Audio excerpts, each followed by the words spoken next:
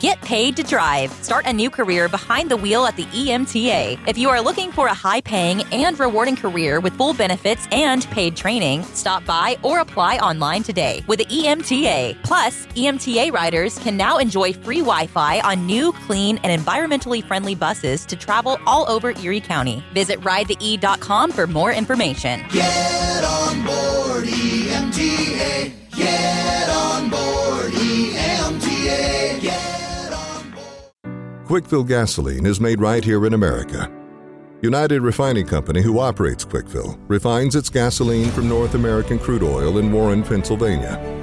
When you buy United Refining Company gasoline at Quickfill, you keep jobs and businesses in America, and you keep American families strong.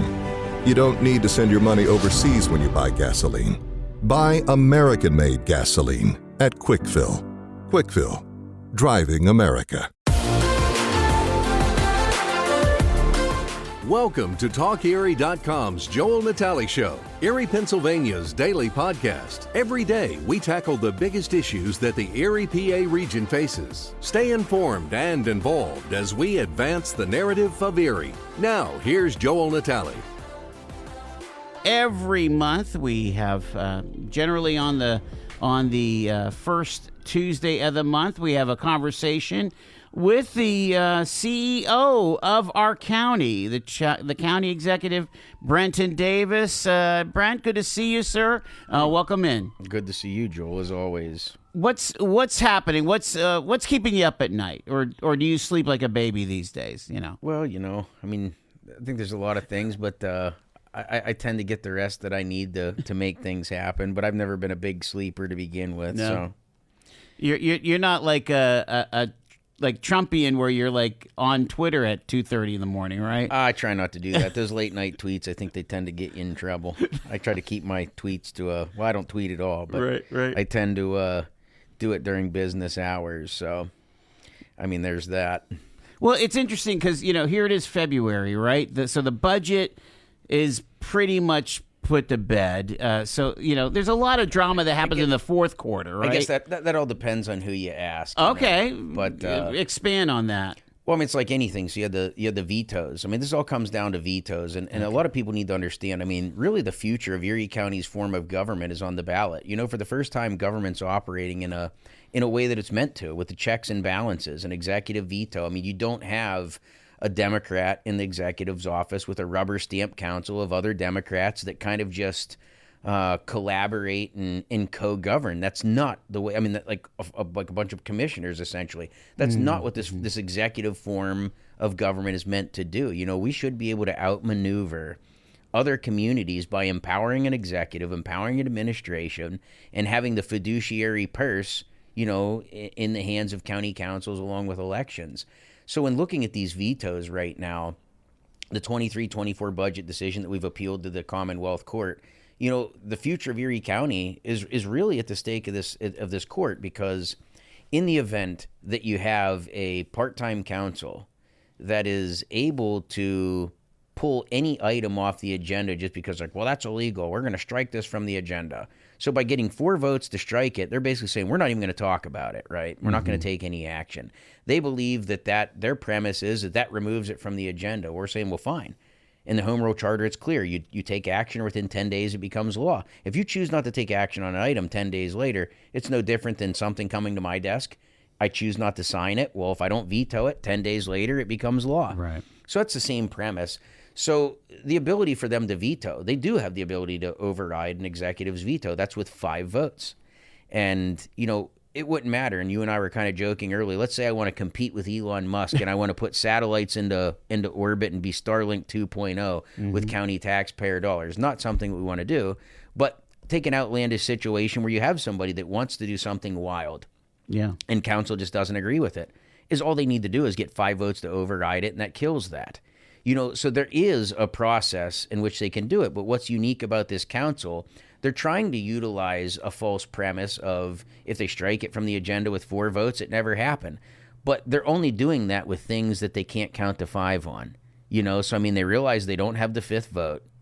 So that would essentially, the veto would be over, or wouldn't be overrode. Right. And my veto would carry, and things would have gone the way that it's gone. I think Well, I ultimately, mean, are they for understanding? Aren't they getting this kind of advice on this tactic from their counsel?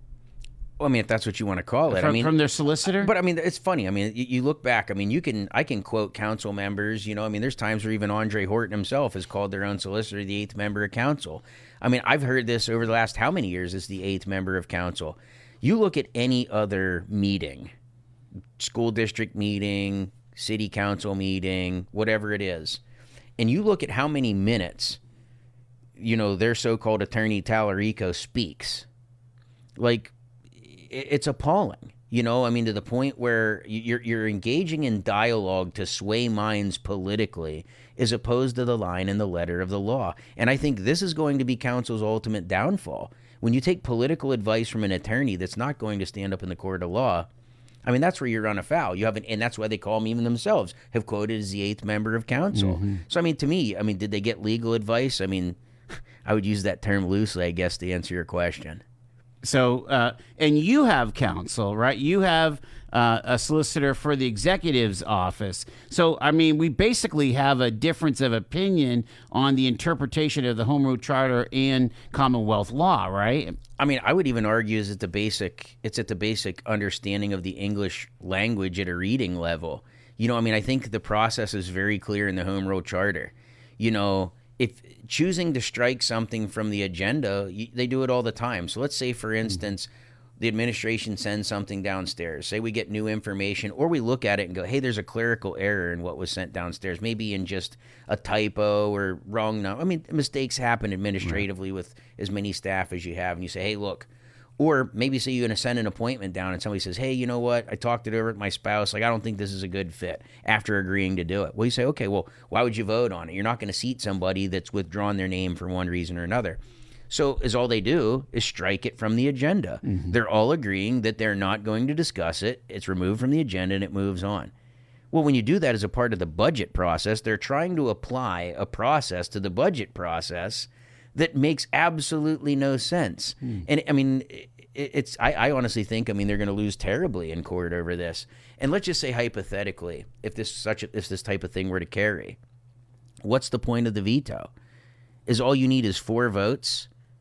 You would never override a veto. You just strike. That's not the point. That's not how our government was constructed. It's the same thing with a governor's veto. Mm-hmm. It's like anything. The House and the Senate can pass something. If the governor chooses not to sign this, it does not become law. Right. So there's the reason why these checks and balances, and it's never come to fruition. I think there's some folks that want to say like, oh, well, look at this toxic relationship between the members of council and the executive. Like, keep in mind, this is 3 members of council. Like, there's always been 2 abstractors no matter what you do, even with Dahlkemper in office, Yeah.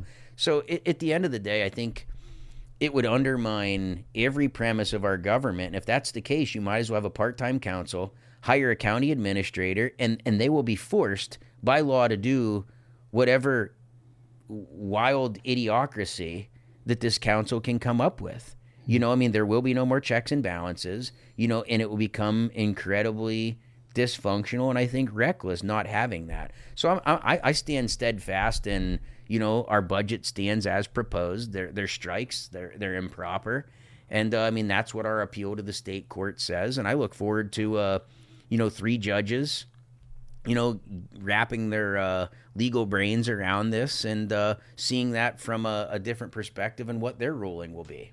But to be clear, a court of common pleas judge from another county saw this case and decided for counsel. So, no, I wouldn't say that they decided for counsel. I think what he did, you got to look at how his ruling was. You look at what counsel asked for. Okay. Like, they wanted a very broad ruling saying, like, oh, his vetoes are illegal.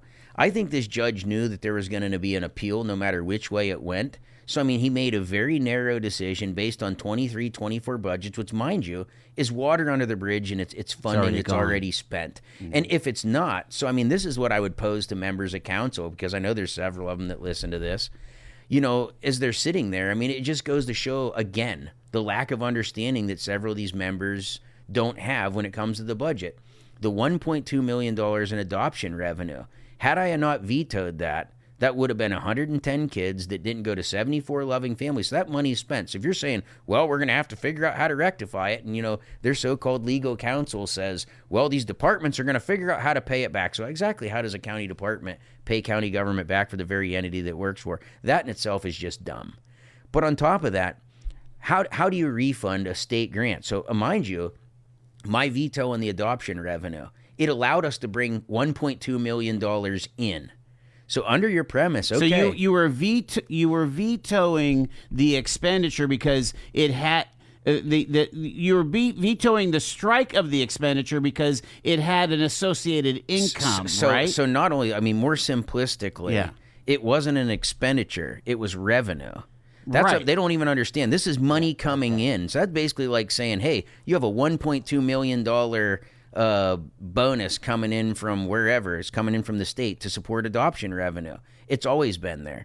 They looked at $1.2 million and said, well, let's cut this line item. Had absolutely no idea what it was for and why, and didn't even realize the differences in columns between expenditures, which are costs, and revenues or money coming in. That's what I've been saying this entire time. These folks that want to pretend like they're budget geniuses, it's not reality. They're being fed money from the Joe Maloneys and the Mary Rennies and all these folks that line up at the Jefferson and want to pick this budget apart. It's the same ones that take to social media that haven't been relevant in county government in a very long time. And keep in mind, it's the same folks they're advising are the ones that got rid of these folks to begin with, in a previous council.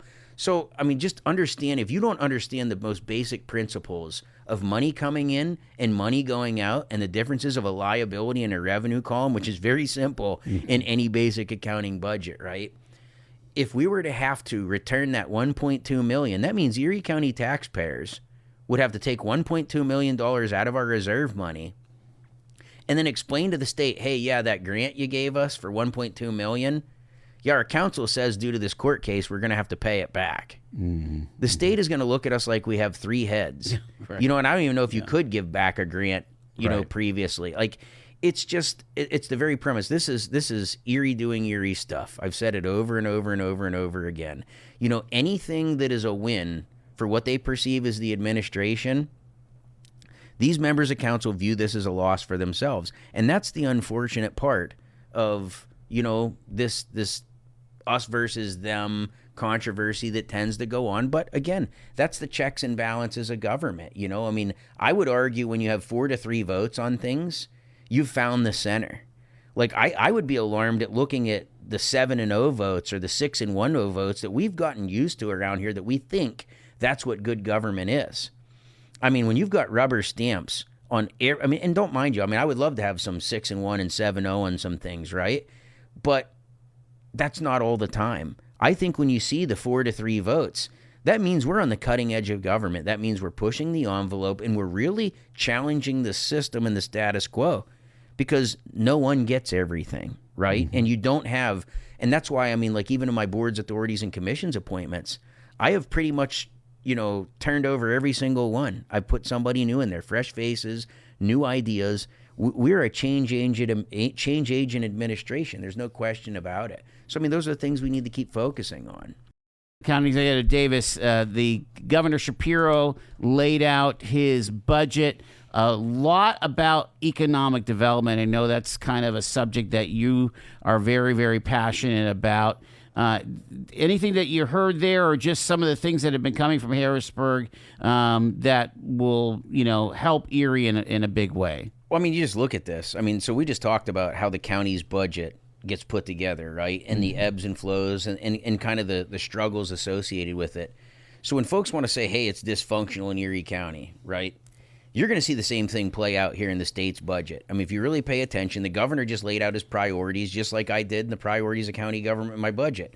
And mind you, I just find it ironic. We have a Democratic governor that's very bullish on economic development. Right. You could have literally taken any one of his speeches and taken them from my first 2 years in office, and he could have used them to campaign on. I almost bet that maybe he did. Mm-hmm. But, we sit there and joke about that. But the reality is, you look at how the governor is bullish on economic development, a Democratic governor, yet our Democratic majority on council wants to defund and has tried to defund the county's economic development right here in the 2025 budget. You know, well, let me ask you, what is the reasoning that they're portraying to you that they want to defund your Office of Economic Development? That's a great question. I don't think, I mean, everybody knows that they launched this great big investigation, and after we gave them thousands of data points, hundreds of pages, you know, where's the results of that so-called investigation? I'll tell you why they didn't come out with anything, because I don't even think they can understand what they were given, number one. Mm-hmm. And number two, there was so much stuff that was put into that they didn't even bother giving it to the other 4 members of council, the three Democrats that handpicked it. You know, so you've got these 3 so-called Democrats that want to investigate economic development, and then you ask the other 4 members of council, they don't know what the results of that so-called investigation were. I think because they got absolutely overwhelmed. I mean, I know I counted something like myself alone, I had like 4,300 economic development contacts that I turned over to them. 4,300. And you're not even talking about organizations, members of my staff, anything else in terms of just the different data points. I mean, I turned over Excel spreadsheets, all kinds of stuff. Yeah. Document after document after document with hundreds and hundreds of contacts, thousands of contacts. So, I mean, you sit there and look at the work that's being done. I mean, it comes down to the same thing again, right? It's Erie doing Erie stuff. It's these folks on council look at it as a win for the administration, not as a win for the community as it is. Because I don't benefit by bringing a factory here. How do I benefit from that? I'm a construction guy. Like, I do my own thing. Like, my income is set, right? Like, I didn't take a giant pay cut and become county executive because I need the money. I did it for love of community, for love of country, for love of turning this place around. You know, that's what this comes down to. I'm willing to fight those fights, and I've proven that. These folks view a win for my administration and a win for the community not only as a loss for themselves, but a loss for Democrats as a whole, because you look at the trends, you look at what President Trump's doing, you look at his approval rating, you look at all these things. You know, folks of Erie County are, I would say by far and large, pretty happy with the way things are going right now, and they voted for it. You know, so at the end of the day, we're getting the stuff done. You know, and I think it's just really, it's trying to throw any monkey wrench in any kind of positive progress. I mean, it's things like, you know, why would council oppose spending $900,000 or $1 million out of the Greenways grant? That's Marcellus Shale impact money that my budget this year included $1.1 million. They slashed nearly every nickel of it. And that's restricted money. The only thing we can use that for is parks. We can only improve parks, build playgrounds, put in trails, improve the quality of parks. I had $1 million in my budget. This Democratic majority decimated that line item. So why on earth would you oppose utilizing money that comes here from oil and gas drilling as an impact fee? It's supposed to improve our communities. So you want this money to sit in a bank account? What sense does that make? And I can tell you, I think whether it's pickleball courts, whether it's trails, whether it's anything, whether it's a memorial park like the Veterans Park that we gave money to down by Collegiate Academy, it's things like that. Communities deserve to have green spaces, and that's what that Greenways grant is for. So why would they oppose it, other than just not wanting the Davis administration to dole out $1 million in funding? That's the only logical explanation. Let me just make sure I understand this, because the county's not in the parks business, but you're able to funnel that Greenways money that comes to the county and funnel it out to the municipalities. Is that accurate? I mean, that or any parks, like say, for instance, that's a nonprofit, the Veterans nonprofit. Sure, yeah. But any parks project that would be out there. So, I mean, that's money that we just have sitting in an account. This Greenways grant impact money keeps I'm sure up. Like Union City would love to have help at Catholish Park. I mean, and we did. I mean, the Devereaux Park is where some of that money just went down there. So, I mean, we're getting some of that money out there, right? But I'm sitting there saying, okay, in this budget, much like the governor's laid out his priorities, like, oh, we're going to expend X in education and X in workforce development, whatever it is. I said we're going to spend $1.1 million in investing in our community's parks. You know, that's the money that we have. Like, this money benefits no one sitting in an account. Like, how does money improve a quality of life for any resident that's meant for parks sitting in a bank account? That's the question these members of county council need to answer. Now, one question that might come up is, would you only target parks outside the city, or were city parks involved in your list there? So we've had several. So say, for instance, there'd be a couple city parks that we've looked at. Okay. So, I mean, obviously the first one we did was Veterans Park. That was in the heart of the city. That was the first and only one we've given money to. So, I mean, we led with that Veterans Memorial Park in the city. But I mean, there's such a great need. You know what I mean? Regardless. But I would argue this. I mean, the city has a parks budget. So they do get greenways fund as well. 100%. Yeah. And that's why, folks, they want to make this, well, Davis is against the city. No, I'm not. I understand the different streams of revenue that come in, and I don't believe the city of Erie should benefit twice from a particular stream of revenue that they already get, and the surrounding municipalities get squatted on just because of politics. That makes no sense. So, I mean, I'm here to ensure that there's equitable benefit. We hear so much talk about equity, but when you start applying it to the rural townships, magically it's crickets with some of these members of council. It's only equitable when they want it to be. From baggage claim to pajamas in 10 minutes. Erie International Airport. Fly with ERI.com. Fly Erie International Airport to Charlotte on American Airlines, your nonstop gateway to the world. Also, we have Breeze Airways flying nonstop to Orlando and Tampa, Florida. A great low-cost carrier providing excellent service to the regional community. Fly Erie International for your travel needs. Fly with ERI.com. You have been called to do good, to feed the hungry, to love with action, to be a light in the darkness, to love your neighbor, to teach wisdom, to walk humbly, to love mercy, to care for the least of these. Will you accept the call? This is our city. Our mission. Visit eriecitymission.org/volunteer to accept the call today. All year round, Frontier Home Products and Design has what you need to make your home comfortable and beautiful. Relax on a new timber tech deck designed by Frontier's experts. A new fireplace from Frontier Home Products Fireplace Gallery adds warmth and serenity to any home. Beauty and versatility at Frontier Home Products and Design Center, 4213 Peachtree, East 5th, next to the Bayfront Highway. Frontier Home Products and Design Center. Discover a new frontier. PA contractor number PA039007.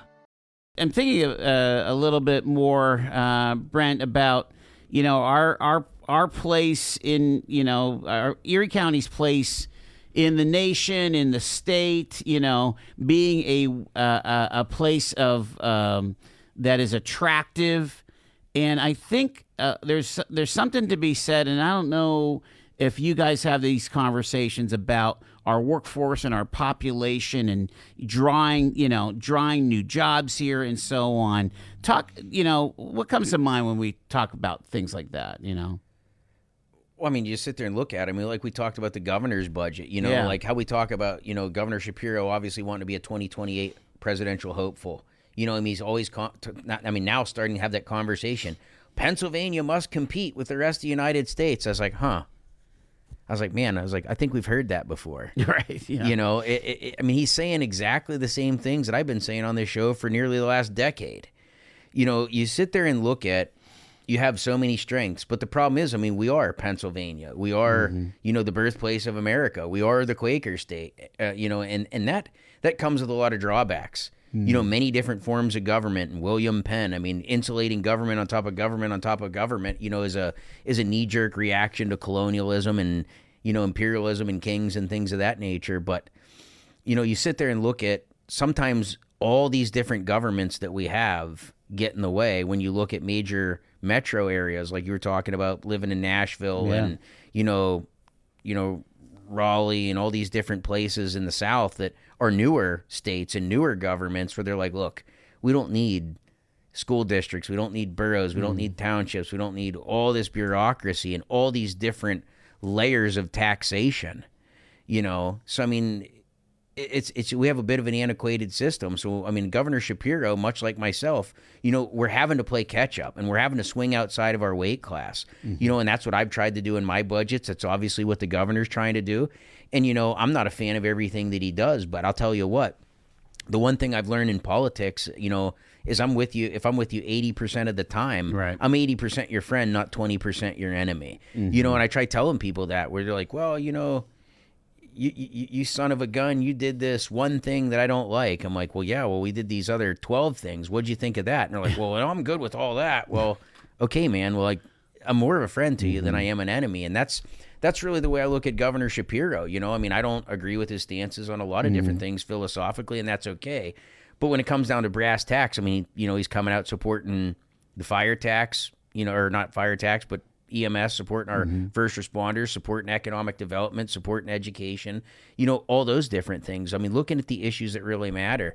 So, to me, you got to look at, it's almost a mirror of a larger scale of what we're trying to do here and what we've been doing for the last 3 years ahead of the governor right here in Erie County. So, looking at those things, you have to invest in yourself, and you've got to do things strategically. You've got to stretch your money. It's things like we're doing with the unhoused, taking this money, we're on, I think we're on homeless, tiny home number 7 today. So we've got 7 out of the 25 from phase 1 that are well underway.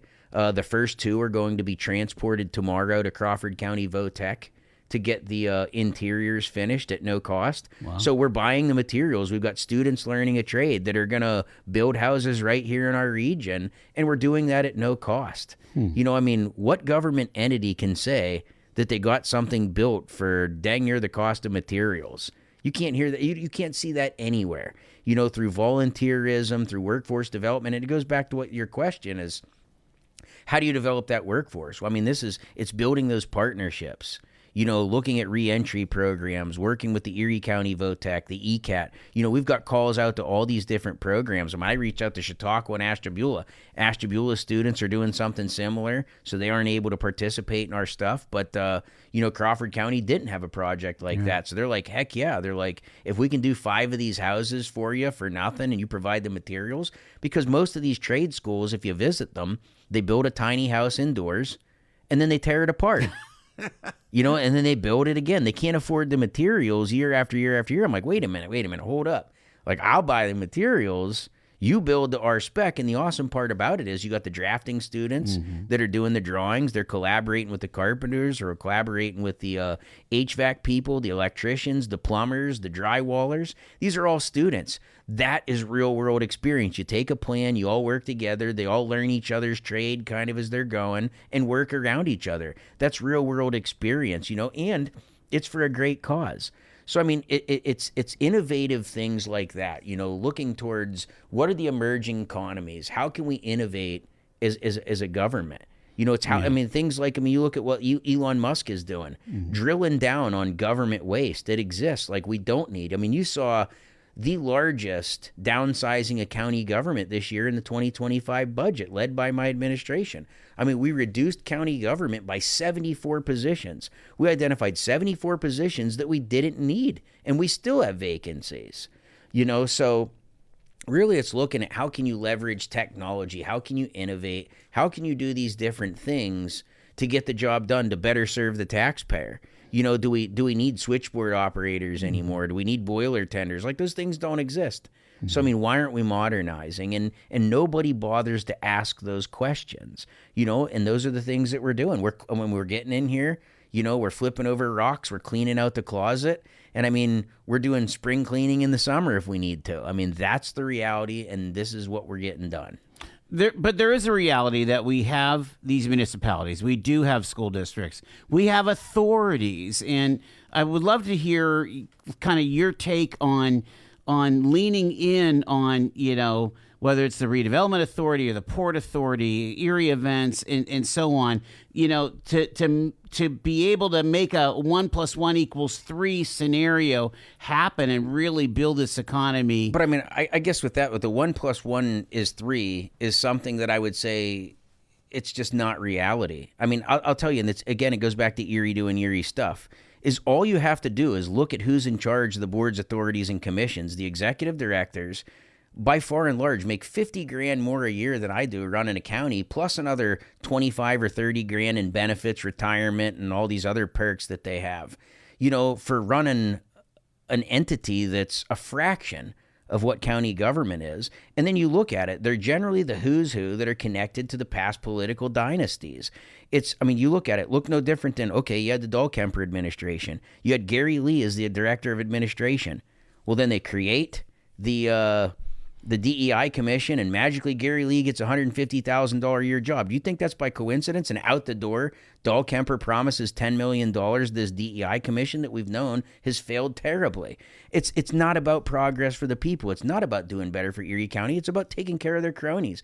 Everybody who's lived in Erie County long enough knows you can look at the vast majority of boards, authorities, and commissions. I don't believe that they have a 40-hour work week. We create these entities. They're duplicative forms of government. And I would say the only time where 1 + 1 = 3, it isn't the benefits, it's the cost. We spend $1 to spend another $1. We're spending $3 for $1 of gain. And that's what you get when you duplicate all this overhead. It's things like ECRA.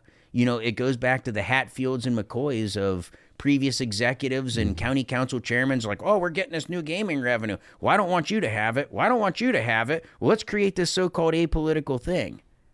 Well, we all know now. You look at the executive race. I'm calling BS on this, and I have a long time. When you're saying this entity is apolitical, the truth is going to come out, and now it's finally on the ballot for everyone to see. Mm-hmm. But it's not. It wouldn't be proper for the county to run the port. It wouldn't be proper for the county to build the business parks. You know what I'm saying? This is why we have these authorities. So under state law. But take like Miami-Dade County. Miami's a thriving county. They do all of the above. They do housing. They run the port. They have their own police department. They have all of this. You look in the South, they run the school districts. This is the antiquated Pennsylvania way of, an authority can do it better. And I get it, but the premise, when Governor Shapiro says we need to catch up, these authorities are literally the dinosaurs of the past that are in our state law. So go to these other regional metro governments. You don't have it. Like their economic development department would do redevelopment work, housing work, would have the casino gaming revenue to implement these economic development projects without the bureaucracy and without paying this whole different boards, putting them forward, all these other offices, all these executive directors, these long-term pensions. That's all a detriment to the people of Erie County. And to me, now you look at like all the political infighting that happens as a result. Because I'm going to tell you right now, you look at it. I'm a change agent. I've said it from the very beginning, and I'm unapologetic about it. If you're wasting taxpayer money and you're not doing what you need to do, I'm coming for you. There's no questions, no ifs, ands, or buts. People might not like my approach, but that's real. I didn't come here to make friends. I got enough friends at home. I don't need friends at work, right? I'm here to work for the taxpayers. Those are the only friends I need, the voters. And they've spoken and they've elected me to do this job, and I'll do it, and I'll do it without apologies. So, you sit there and look at how this system is completely ineffective. You look at how these projects are, how people have to play the political system twice. We have this political system of appointments on the Housing Commission, appointments on ECRA, appointments on DEI. And now you're taking people that you think, what's the accountability for a person that's part-time, right? You're a part-time unpaid volunteer that you're signing up to get the crap kicked out of you by a community, and you still got to take your kids to soccer practice, do your job, pay your bills, pay your mortgage, cut your lawn, and do everything that everybody else has to do. So, it's not a system that's set up for success. When the governor talks about Pennsylvania needs to compete, these are the relics of the past. Like we look at, this is how it's done. Well, anybody who's gone anywhere, and I sat as the chair of International Economic Development, for NACO. Mm-hmm. I'm still a vice chair this year in my reelection campaign year. So, I've done this for several years now. When I look at other places that I visited and talk to my colleagues and I look at national best practices, the communities that move quickly are the ones that can organize, do things in-house, and like you said earlier on this break, they're lean and they're mean. And having 50-some boards, authorities, and commissions, is that lean and mean? And then each one of these directors making $140,000, $150,000 plus benefits. That's a $200,000 bill for an executive director that's going to get a pension for life. When you could do that with a the same offices that you already have at the county, the same personnel you already have at the county. That makes absolutely no sense. But I think the reason why this happens is because typically the people in the past, as we've seen locally, don't have that background, don't have the business, don't have the economic development background, whatever it is. They want to abdicate their authority to somebody else and say, oh, well, we'll let them do economic development. That's not what they're there for. The chamber's not here to be economic development, and we've funded that for hundreds and hundreds of thousands of dollars. The chamber's not here to attract businesses and do site development. And, they did the best they could with what they had, but good initiative, bad judgment. If you want to be successful, there's a right recipe for doing this. And if you want to compete, you've got to do it, and you've got to do it well, and you've got to move fast, and you've got to be effective, and you've got to be able to bring things to the table that attract those businesses. You have to set the foundation, and we haven't done that. So much like Erie County and the governor, we're all playing catch up here in Pennsylvania, but you see how his priorities in this budget surround economic development, workforce development, childcare, all the things that were in my budget that we literally just passed. So, this isn't a Democratic thing. This isn't a Republican thing, because anybody that wants to say that, I call BS, because look no further than Governor Josh Shapiro's budget. It's a larger scale budget of essentially the one that I've put forward. So, the priorities, there's a lot of overlays. So, to me, this is about recognizing the shortfalls of county and state government and working to break down those barriers, and getting rid of the duplicity, getting rid of the secondary politics, and then making sure that you're doing strategic investments with your revenue streams like gaming revenue to make strategic plays that make money with your money, that you leverage money. You turn $5 million into $25 million like we have with Project Resolve or, the gap funding program, things of that nature. That's really what it comes down to. It's interesting to hear you, because if I look at your budget, I see that you're in the human services business, right? Well, that's the biggest chunk, right? And it is. 450 is human services. But here's the thing, is you got to look at the need for human services goes up when there's what you would call like suffering, right? Right. There's people in need. Well, what is the one metric that you can fight to lower your social service budget? It's poverty. It's hands down, whether it's childhood low education, teen pregnancy, whether it's elderly senior citizens that can't afford their houses, whether it's our homeless residents. The previously incarcerated folks in reentry programs. There's one metric. It's poverty. All roads lead to poverty, and you make your investments based off of that data. Because, think about it. If you're able to generationally change the tides, right. You put forward an innovative government, you look at the emerging economies, and you can raise the average wage here from, say, what it is now at like $30-some thousand a year on average, from 30 to, say, 60. If we could double the average income in Erie County, we would vastly per capita reduce the amount of people that need public assistance, and you change that trajectory for the next generation. You're taking folks that are maybe their family is, a system of generational dependence upon social services and welfare. If you can break that chain, no matter where they come from, black, white, brown, male, female, whatever, it doesn't matter, Lower East Side, Albion, Corey, Union City, wherever. You can come from the most impoverished areas and get somebody that's typically on welfare that maybe has an average family annual income of like less than $20,000. Well, you break those tides and get them to where they can make $45,000, $50,000 a year through workforce development, through educational programs, through outreach, early childhood education. You change those pathways through upper economic mobility, and you get that to change. So now that kid that grew up in poverty is now a middle-class family. So now their next kid can hopefully be that lawyer, doctor, accountant, whatever it is. So here's where the dots connect, though. It's very possible that the DEI Commission could fund somebody like Erie's Black Wall Street, who's doing major work in financial literacy to break people out of poverty, right? You could say that, but I would disagree, because you're not seeing that. What you see, what I most recently saw out of Erie's Black Wall Street was funding a $10,000 grant to Jasmine Flores to buy a house. You know, you take a city council but she president. went through a program. But she was picked irregardless in a blind. To me, I would say that's. deal. I mean, to me, it shouldn't have been in there at all.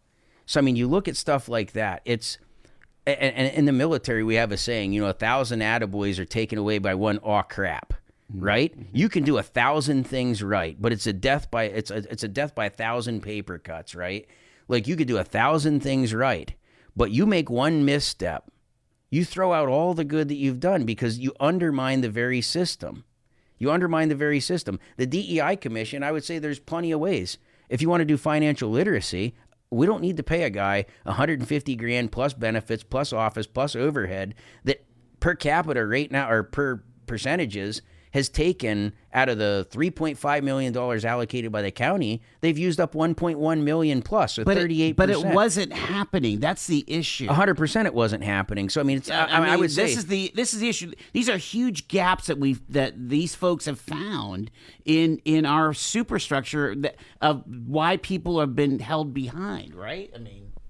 And you do that, I would say, through opportunity. We don't need commissions. We don't need boards. We don't need authorities. We don't need nonprofits to do these things.